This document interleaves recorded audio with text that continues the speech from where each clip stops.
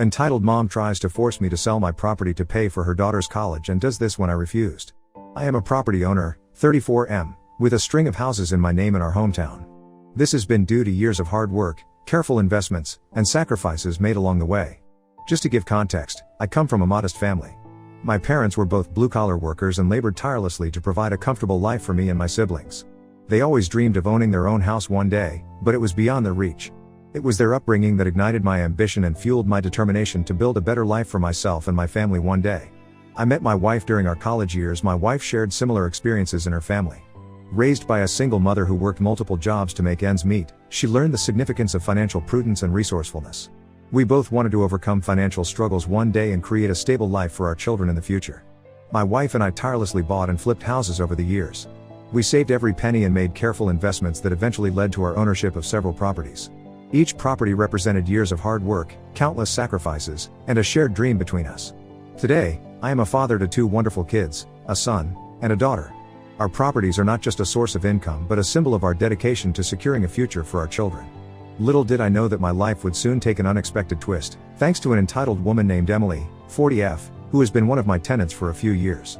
She resides in a comfortable 3-bedroom house that I carefully saved up and purchased years ago before I got married to my wife.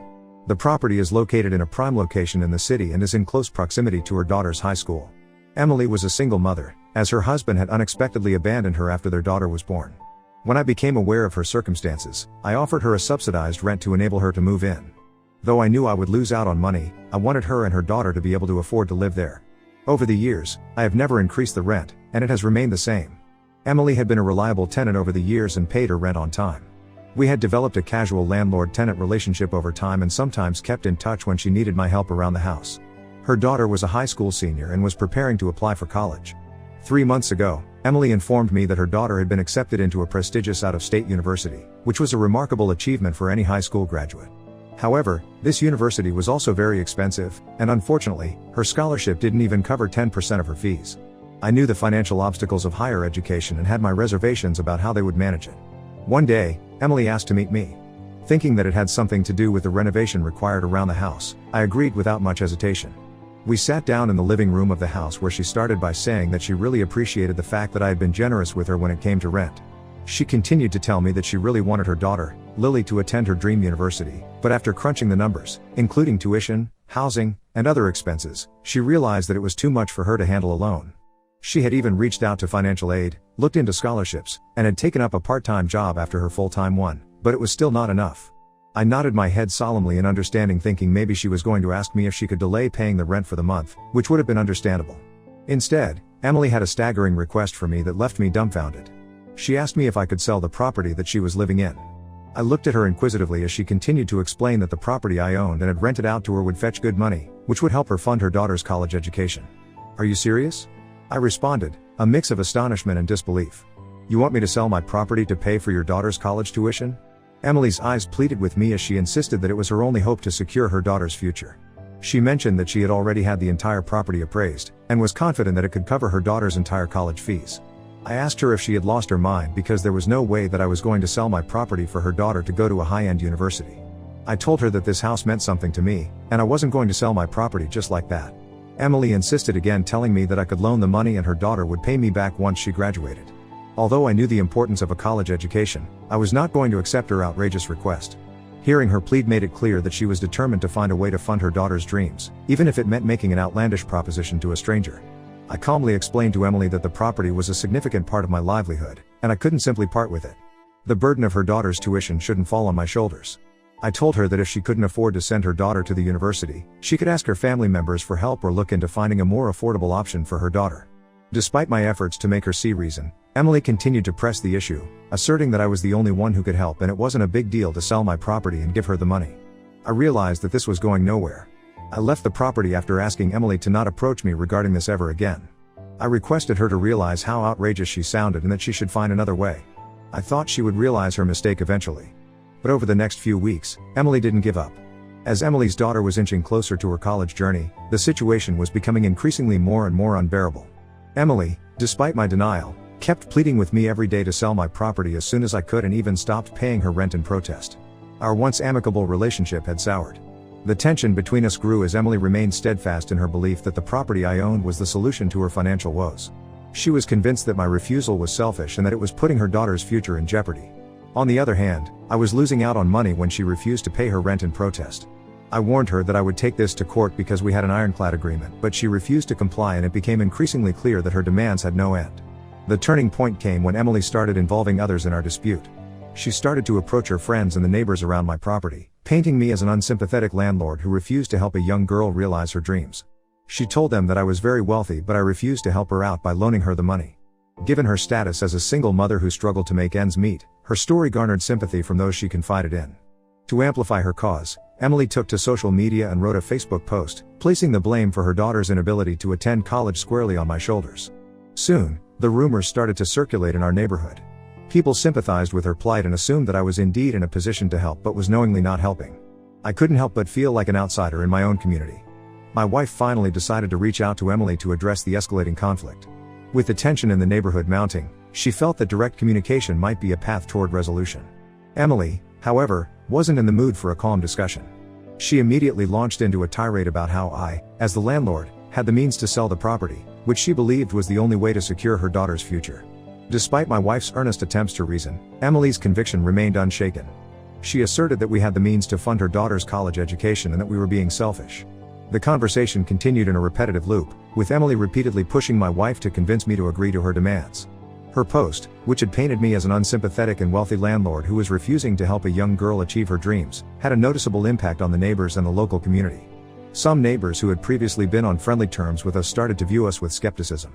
They began to believe that I indeed had the means to alleviate her daughter's financial burdens, but that I was knowingly refusing to do so out of selfishness. Others, who were aware of my upbringing, hard work, and the reality of my situation, shared my perspective and were just as appalled by Emily's audacious demand for me to foot the bill. They reminded me that I needed to protect my property and maintain the hard-earned legacy I had built. The community became more and more divided every day, with some sympathy being directed toward Emily. Despite the mounting pressure, I stood my ground, resolute in my decision to protect my property. I had invested years of hard work and sacrifice to secure it, and it was not something I was going to part with simply.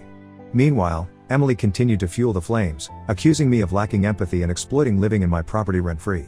Her social media posts became increasingly vocal, sharing stories of her daughter's determination and the countless sacrifices she had made to prepare for college. As a result, the debate escalated from a private disagreement to a public discourse. The weight of the allegations started affecting my family also. My kids began to experience bullying at school, with their classmates parroting the false claims they had heard from social media about me. It was heartbreaking to witness the distress this situation caused them. It was then that I decided that it was time to take action. I had kept quiet thinking that Emily would eventually stop, but now that my children were being affected, it was time to set the record straight and defend my integrity. I reached out to a lawyer who specialized in property disputes and tenant-landlord conflicts. We immediately drafted a cease and desist letter to put an end to Emily's defamatory actions and protect my standing within the community. My lawyer informed me that the cease and desist letter was the first step in our legal battle, and if Emily didn't back down, we would take it all the way to court. When Emily received the letter, she was understandably surprised. She attempted to reach out to me by phone, but I chose not to answer her calls. So she sent me a text message expressing her desire to talk to me and clear this out before things could go too far. She told me that this was all just a huge misunderstanding and that she and I could talk this out. I replied back stating my intention to take her to court. I told her to brace herself and enjoy it because she was going to regret ever trying to mess with me. I know this is going to be an uphill fight because this woman has been relentless in insisting that I should pay her daughter's tuition and ruining our family reputation, both in the community as well as online. My lawyer is currently preparing for the case, in case it goes to trial when she doesn't back down, outlining all the false accusations and the harm she has caused us in the last few months. When some of my relatives found out that I was taking her to court, they suggested that I should give her a chance to sort out the issue since she is a single mother and is trying to do what is best for her child. So reddit am I the a-hole for refusing to sell my property to pay the entitled mother her daughter's college fees and instead dragging her to court? Update 1. Emily has responded to our legal action with a letter of her own, filled with threats and more defamation. She has accused me of charging a high rent despite knowing her financial situation, which, according to her, made it impossible for her to save up for her daughter's education. I can't believe how far she is going to stoop down and lie just to get what she wants. Her accusations are baseless, and it is frustrating to see her play the victim card when I had already provided her with subsidized rent. It is clear she is trying to manipulate the situation in her favor, and I am not about to let that happen. It is clear that Emily is not going to back down without a fight. My lawyer, Matthew, has assured me that we have a strong case as her accusations are baseless, but has asked me to be prepared as the legal process is going to be long and draining. I can't help but think about how this situation has escalated so quickly. It was never my intention to end up in a courtroom, especially with someone who had been a tenant on my property. But sometimes, you have to stand your ground and protect what's rightfully yours. Emily might have her reasons, but I can't allow her to pressure me into selling my property. My family's future is at stake, and I am determined to see this through, no matter how challenging it would be. I will update you next when the legal proceedings begin. Update 2. Since my last update, the legal proceedings have officially begun. The anticipation leading up to the court date had been excruciating, and the courtroom was charged with tension as both parties presented their arguments and evidence. Emily, flanked by her attorney, portrayed herself as a struggling mother determined to secure her daughter's future. Her attorney painted a vivid picture of financial hardships, emphasizing how my property had been the last lifeline for her daughter's dreams of attending the prestigious out-of-state university. Emily's testimony was laced with emotion, her eyes welling up with tears as she described the sacrifices she had made as a single mother, the long hours she worked, and her unwavering commitment to her daughter's success. She talked about her relentless job searches and numerous applications for scholarships and financial aid, painting herself as a mother who had left no stone unturned. Throughout the proceedings, Emily's attorney relentlessly painted me as a wealthy, unsympathetic landlord who prioritized profits over a young girl's dreams by charging her with high rent. They implied that I had been aware of Emily's financial struggles yet continued to exploit her situation. But the most astonishing twist in the story came when Emily introduced a witness who was a family friend.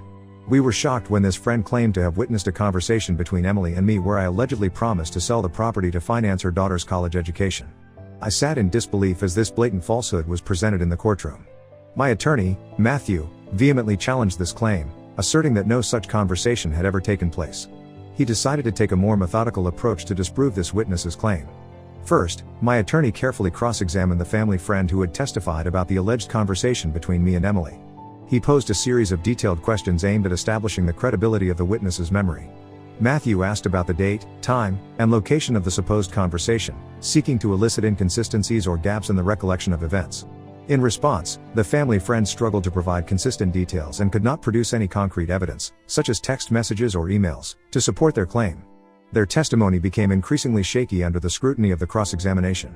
To further undermine the credibility of Emily's case, Matthew presented evidence that directly contradicted the claim by introducing records of text messages and emails exchanged between Emily and me during the time period when the alleged promise was said to have been made. These messages clearly showed that the subject of selling the property to fund her daughter's education had never been discussed, and Emily was the only one who was forcing me to sell my property to loan her the money. Additionally, we had a neighbor who lived adjacent to Emily's property testify that Emily had been paying less rent than all the other renters in the area. My lawyer pulled up receipts from other tenants residing in the neighborhood to prove the same.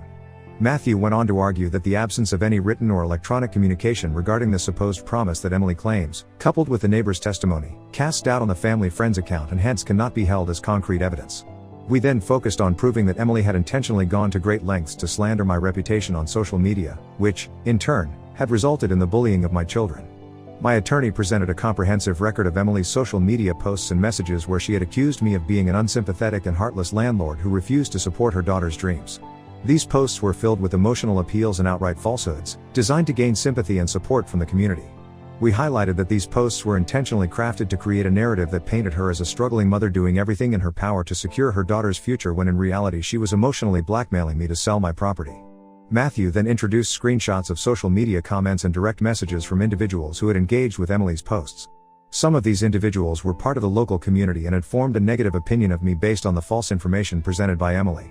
These comments ranged from expressions of sympathy for her plight to outright accusations that I was an unfeeling landlord exploiting her situation. In addition to the social media evidence, we presented witness testimonies from my children, who had seen my children experience bullying at their school due to Emily's social media posts. They described how their classmates had echoed the false claims they had read on social media about their father, leading to name-calling and harassment. My attorney went on to argue that there was a direct connection between Emily's false accusations on social media and the bullying my children had endured. The intentionally misleading narrative she had crafted had not only damaged my reputation but it also directly affected my family's well-being. This presentation of evidence effectively showed how Emily's actions on social media led to real-life consequences for my children. As the legal proceedings continue, I am confident that justice will be served. The evidence presented so far has shed light on the truth and exposed the false claims made against me. I believe that the court will see through the manipulation and ensure a fair outcome in this case. Update 3, we won. The past month has been a grueling experience due to the legal proceedings. It has been like a roller coaster ride, with unexpected twists and turns.